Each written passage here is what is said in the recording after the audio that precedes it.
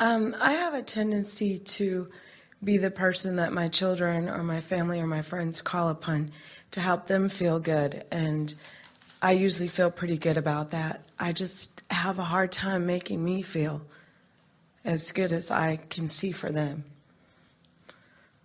For example? My 19-year-old is wondering, how's her life going to turn out? Why doesn't she know what she wants to be? And so I constantly tell her that I know that she'll figure it out, that the answers are there, to be patient with herself, to focus on her happiness. And I'm really good at giving advice, but not necessarily great at following the good advice that I give. I have a 12-year-old son, and so I'll do that for them. It's real easy for me to spot that thing that'll help them bounce right back. Well, that's because you don't have nearly as much resistance about their future and their success as you do about your own. In other words, you have too good of a memory about too many things that have gone wrong. Your opening words to us are a little telling when you say, I have a tendency. And what that means is, I've been practicing it, and I know I've been practicing it, and I'm practicing it even now as I'm talking about practicing it. And you just want to start singing a different song, beating a different drum. How would you say, as you think about your life experience, would you call it glorious or rotten? I'd have to say it's been glorious. Yes. And so would you say it has been perfect or imperfect? I'd say it's been perfect. Would you say that it is all that you would ever want, or that it is a work in progress? I'd say it's a work in progress. Would you say that you have always known in every moment the exact thing to do, or would you say you're figuring out as you go?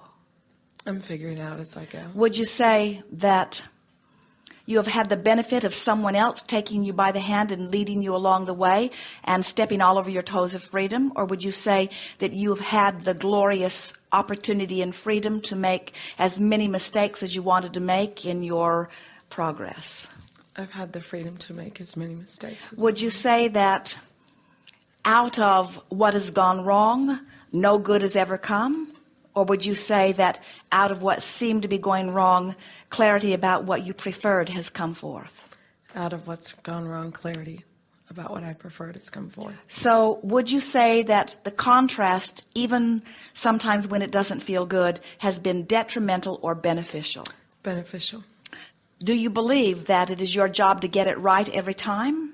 Or do you believe that you have the opportunity to have an experience that can give birth to a desire?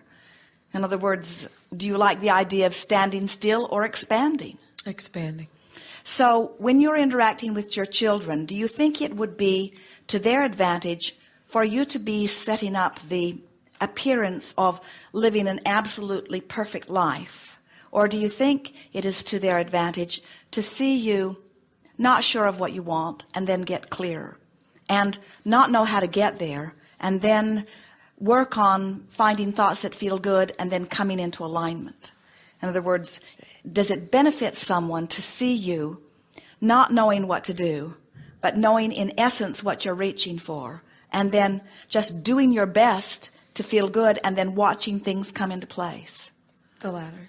And so the advice that you are giving to your children, it's sort of like the foundation of your nation. It was an inspired dream from many very tapped-in individuals who had a vision of something that would work, that your nation has been working toward ever since.